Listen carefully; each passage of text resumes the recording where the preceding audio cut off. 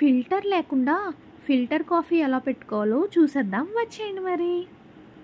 First పొయ్యి మీద water పెట్టుకొని అవి బాయిల్ అవుతూ ఉన్నప్పుడు కాఫీ పౌడర్ని యాడ్ చేసుకోవాలి. ఇది అరకు కాఫీ పౌడర్ అండి, మీడియం తీసుకున్నాను నేను.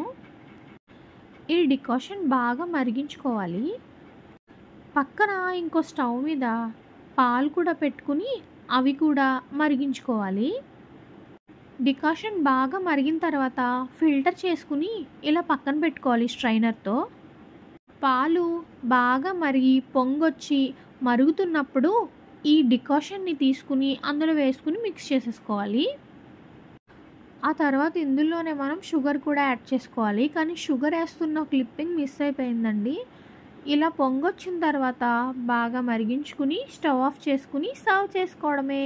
వేడి వేడిగా కాఫీ తాగుతుంటే చాలా బాగుంటుంది కదండి. మీరు కూడా ట్రై చేయండి, ఎలా ఉందో కామెంట్ చేయండి.